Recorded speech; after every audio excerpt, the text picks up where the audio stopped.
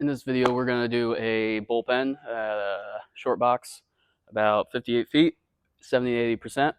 Still working on keeping the pelvis closed, still working on pitches, everything. This is the last week of the intro to weighted ball phase. And then next week, that's when we're really getting into it and go from there. Now getting right into the bullpen.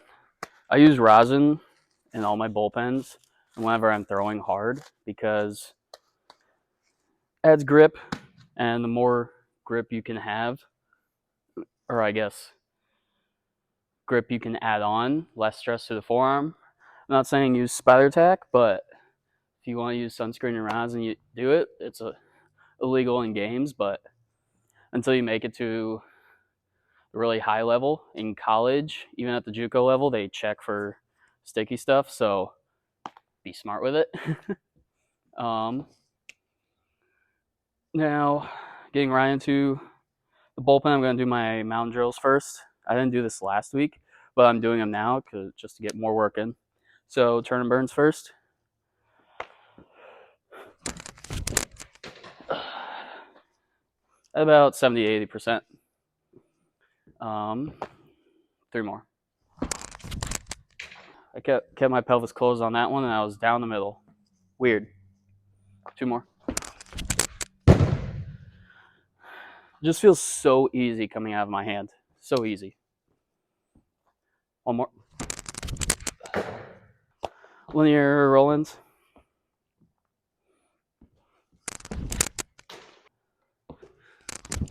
That was terrible. 2 more. I just feel like I'm dotting right now. It is because it's 58 feet, so it's a lot easier.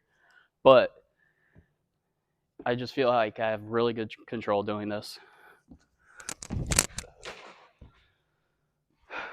1 more. Back leg hop.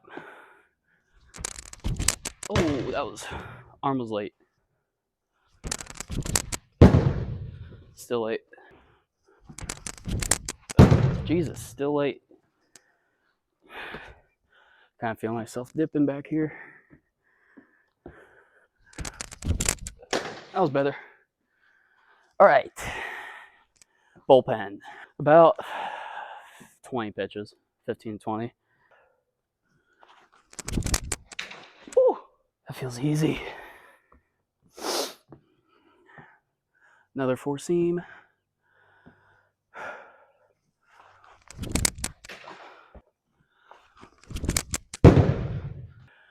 Trying to get this glove side. Or not. If you have a ball that runs a lot, and say you're a lefty, or let's do righty, since most of you are righty.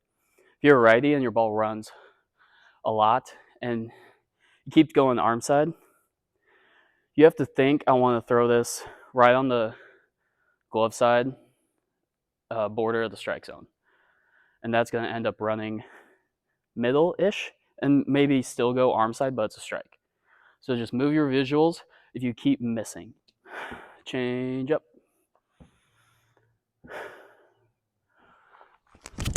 That was terrible. Whenever I'm on, is if my changeup's on. If my changeup's on, it's hard to hit. It's just inconsistent.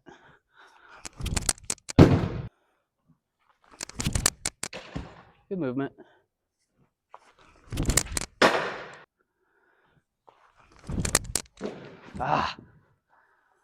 Hit a spot. So the issue right now I'm facing, lower half's doing fine.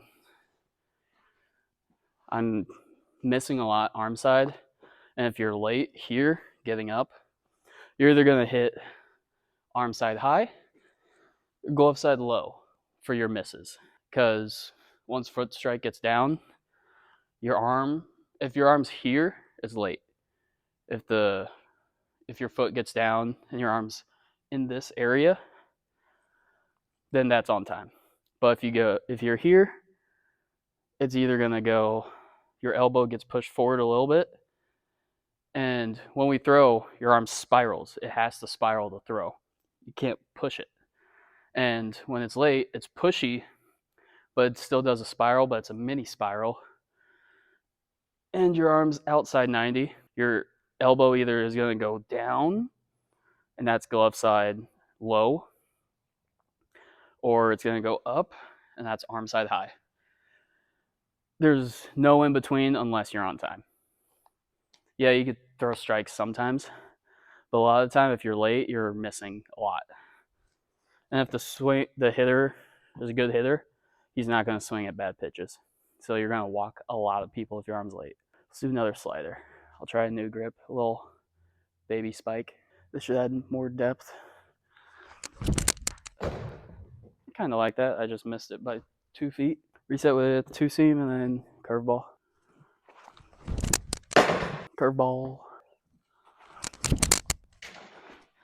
I would say my curveball is kind of like a slurve or a sweeping curve, whatever. I get a traditional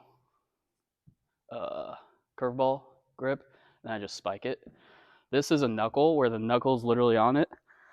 Most people just put their pointer finger back and just the tip of the fingers on the ball.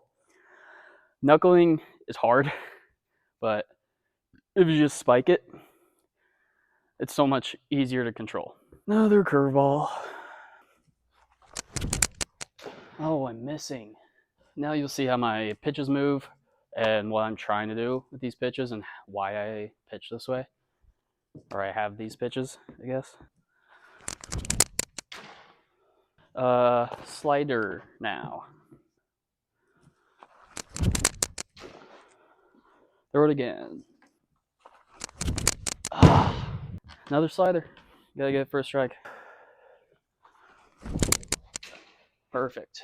I offset the changeup just a little bit instead of traditional with the seams right here. I offset it so it's kind of like crossed. So we get some seam shift wake out of it. Do another one that was not good. It was a strike, but it didn't move like how I want it to. That's better. I'll move on from that one. Two seam, I just get a traditional two seam, and my ball runs naturally even with the four seam. So I just grab the two seam, and it just runs. Sometimes I get some sink action, but basically just it's horizontal movement. Just and that misses barrels when it's up. It's kind of a weird two seam. Ooh, I'll take that. For my four seam, I just do. I have I have decent spin. It's not crazy high. It's not low. It's not average. But I try to take advantage of the seams. I put right where the highest part of the arch of the seam is right here. I put my middle finger there. And that's right where the seam's going down. So my middle finger goes here. And then as the arch is going down, I put my index there. So it's about the same space that my middle finger and index finger take on the seam. So it's basically even. And that'll come off my fingers clean. It'll be a little bit better spin. There we go. Now we're done. Last week of velo intro phase it was 2 weeks. And then next week, up in, way the ball throws, intent, we're gonna max out on probably a couple different weights. And probably will throw 80 to 90%, maybe even sub max on the mound in the next 2 weeks and see if I hit a harder number or not. I assume my pull down is going to keep going up. My mound velo will go up naturally because I'm doing this. Keep doing mound drills and subscribe if you haven't to. It helps me make more videos like this and see if you guys even like this or not. And if you like these videos, put a like on it too. If not, just subscribe. And if you want more videos, let me know. Put it in the comments. Follow me on Instagram. If you want to work with me, I do in-person and remote training. In-person is in the Peoria, Illinois area. specifically Pekin, Illinois. But if you're too far from me and you want to work remote, follow me on Instagram, send me a message, or book a call below, and we'll talk about how we can do that. If you're a high school pitcher that wants to play college baseball, if you're a college pitcher and you want to play pro baseball, or you want to get stronger, anything. If you want to become a higher level pitcher than where you are right now, let's get to work and let's get you better.